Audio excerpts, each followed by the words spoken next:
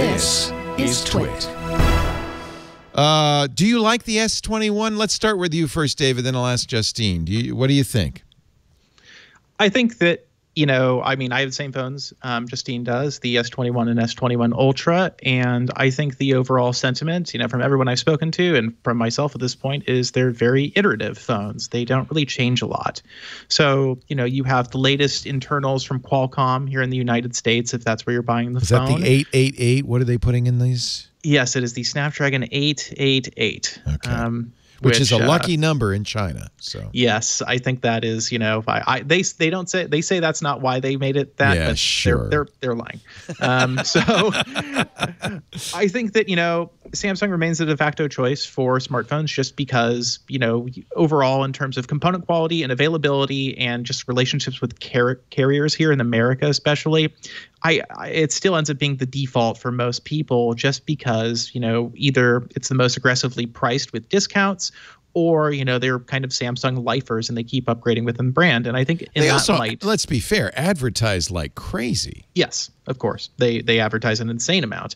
So I think that those people who, you know, have been inside this, you know, been with the Samsung smartphone family for years now, they're going to like it. I think they'll like it better than they did the phones last year because they fixed kind of the autofocus issue the S21 Ultra had with the camera. But overall, in terms of things you're going to notice that are an upgrade, there's a 10x optical zoom lens, which I think is really cool. But I like to take, you know, kind of, you know, artsy and more landscapey photos. And that lens is great for that. Because it lets you get closer. And to me, that is the best thing a camera can do is let you get closer to something. But, you know, I think for the average person, maybe that lens isn't quite as useful. And, you know, when you're at 10x optical zoom, if your hands shake, you know, the effect is a little outsized on the viewfinder versus holding a, you know, full-size DSLR with a telephoto that you're able to steady. So it's not always a practical solution. But the phone itself, it's so iterative that I would just say if you go play with the Galaxy S20 Ultra, you will have the same basic experience you have with this phone. There are so few substantial changes as far as the, you know, ordinary consumer would be concerned. The only one that they would notice is that it's cheaper. The big difference, yeah. Yeah. It's $200 cheaper. Less. Exactly. And the way they achieve that on the Ultra, in my mind, is Samsung's just eating more margin. I don't think there's really anything to it other than that. Maybe Qualcomm lowered the price for the Snapdragon 888. The other two, you know, the baby S21, you know, is a plastic back, which I don't think anybody really needs to be concerned about. And I think, you know, it represents the best value in the family. But overall, there's nothing surprising here. I think that Samsung, you know, played it safe and probably they planned to play it safe before COVID happened. I'm not convinced that a lot of decisions with regard to these phones are related to economic changes apart from the price drops. A year ago, probably after the release of the S20, they started planning the S21. So yeah, wouldn't be a surprise. They did. It sounds like they're going to kill the Note, right? They're going to replace. They're putting the S Pen on the S series. They're dancing around that. The statements they put out have been, you know, initially, you know, it sounded like an executive said, oh, the Note's going away. And then another statement came out and they said, oh, well, we don't exactly mean that. And so I'm not sure what that means. And I don't know that we've had any good leaks about this just yet. I suspect that what we could see is a more kind of down market Note smartphone that comes out more similar to the base Note 20 last year. And maybe we don't see the ultra high end Note again, but I could be wrong there too. It could be possible Samsung is just going to continue for now business as usual. But yeah, the way the wind's blowing, definitely. The Note line is slowly being, you know, pushed out of existence is redundant. There was some upset about the lack of micro SD card. Do you see that as an issue or? I think it's an issue for people who comment on the internet mostly. Yes. It's not really an ordinary consumer problem. And honestly, the situation with SD cards on Android, they're treated like such second-class citizens that they're really not useful for anything but bulk media storage. Right. And that's really all anybody's using them for anymore. And with 128 gigs of storage on the phone out of the box at the bare minimum, to me, you're catering to a crowd that, you know, has had this thing for a decade and they really, really don't want to let it go, but you're not really advancing any more utility to the phone by keeping it there. And you are making some sacrifices, you know, when you're talking about 10 or 20 extra milliamp hours in the battery, you can squeeze in there. That's phone difference. Makers start making those decisions. Yeah. They did take out the one thing I really thought was cool with Samsung Pay. You could use it on a MagStripe terminal because they had this MST technology. And I always enjoyed oh, we don't take Apple Pay. And I said, well, wait a minute. And I just would swipe my Samsung phone and they go, oh, how did you do that? I always enjoyed that. But I guess that's probably the time has come to get rid of MST as well. Yeah. The anecdote I heard about the MST was kind of interesting, is that in Mexico, actually, Samsung phones are very popular because of the MST technology. Yeah. Because even though in Mexico they're supposed to have contactless and EMV, a lot of shops apparently still don't use it. They just disable it, or they use an old reader. So that's a bummer, obviously, for people in Mexico who use and buy Samsung phones. Here in America, though, I feel like we've seen the pandemic rapidly accelerate the contactless payment movement. Yeah. And let's see there. Oh, finally, supposedly this new ultrasonic fingerprint sensor is better than the old one. Is it the same? It's new, isn't it?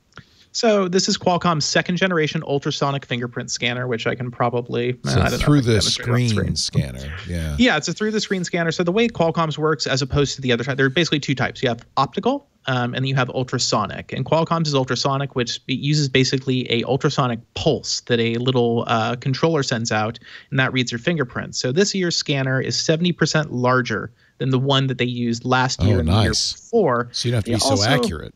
Yeah, they also claim it's faster. I don't really believe them on that. It feels almost exactly the same. But the larger scanning area does help because that really is, it makes it easier to kind of fat finger it. Yeah, that might make it faster. Yeah, because you don't have to aim. Justine, one of the things they pushed and they were very excited about was all the video production capabilities. I know you're an iPhone person in your heart of hearts. I mean, I am. It's like the iPhone obviously works so well with like the Apple ecosystem, but obviously I do have a PC. And so I kind of have this whole other, separate Windows life. So being able to have the Android phone, and I do miss the SD card because I'm that bulk storage person who I'm transferring all of my footage. I save everything onto the SD card and then take that out. And then I copy it like to my Mac if I'm editing there. Perfect. But now with cloud storage and 5G becoming a little bit more available in places, we're going to be storing things in the cloud and being able to retrieve it faster. So I do understand that they're kind of pushing that. And if, like David said too, like if you're able to get extra battery life, like that's also very important. And I think most people aren't really using the SD cards like someone who's a content creator would be. Would you ever shoot on a S21 for some of your videos? Or I do, yeah. And I mean, 8K is okay. It's 8K, but without the sensor of a red or a prime lens, like you're not going to be getting like this true incredible cinematic 8K quality. But what I did like is they said that you can take a 33 megapixel kind of screenshot if you are filming in 8K, so you can still take like a still photo from it. So you're still able to kind of do that, which is cool. But I have done a couple vlogs just on the S20, and I think it's great. It's just the audio is usually where it gets me, is because usually the iPhone does have better microphones. Mm-hmm. You don't use a third-party external microphone when you shoot with your camera or your phone? I mean, if I'm shooting on my phone, that's the point. Is I just want to like I don't want to have a whole entire rig. If I did, I would just use my actual camera. Right. Does it do Dolby Vision or no? I know the iPhone does. I don't think it does, actually. But what's cool is they do have like this little director view. So on the iPhone, I think it was maybe a year or 2 years ago, they had the dual recording. So you can actually do that now on here too. They're calling it the vlogger view. Of course. It's for you. They designed it for you, Justine. They try to throw in those content creator things. And obviously they have some upgraded, it has the laser autofocus as well, that sensor. So that's supposed to help with doing better portrait mode photos. Or I guess they don't call them, it's the live focus, not the portrait mode. It's so confusing. I know. We got director's view, we got night mode. Do you shoot with red? Do you have red cameras, don't you? I don't have one, but I've rented some before, and I love shooting with those. But the thing that I do like that they did with the camera bump is they embraced it. Like it's actually all one with like the outside of it. So it's good.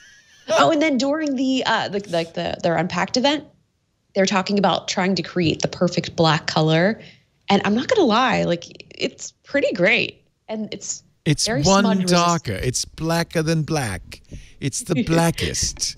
But it was kind of cool to see that because it's something that I think a lot of people kind of just overlook, what actually goes into creating these phones, the amount of like R&D that goes into creating just this. They're like, let's show you what we actually did to make this. So it's cool. I Do like you feel seeing like that. when you hold it up, it sucks the light out of the room? It's so black that it's Kind of, a little bit, yeah. It just looks so good on camera, though.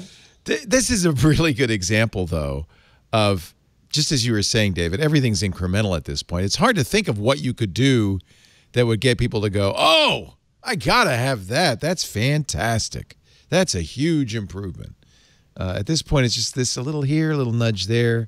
Even Apple's having a little bit of that problem. Oh, they also announced the trackers, the tags as well. Right. So you've got one of those Smart too, tag. and then they have. So is it better than a tile? It looks just like a tile. I mean, they're all essentially the same thing. And I know there's been rumors that Apple is going to be also making that, but I was joking. I feel like they were waiting for Samsung to do it, and probably next week they're going to be like, hey, guess what we have? Yeah, that's funny. Surprise. It does require a Samsung phone for some of the features, right? You can't. Yeah. So the one thing that it does require a Samsung phone for, what they want to do is they want to, like Tile, create a network of tracker tags that can then ping each other and create a sort of mesh. So if you lose something, then you can use other people's smart tags to ping your tag using the Samsung. This isn't live yet. It's next year, I think they said it's coming out, or they're going to start testing it later this year. So theoretically, it would allow you to extend the range for finding things. Granted, the number of places you're going to find that many smart tags outside of Korea, I don't think you can.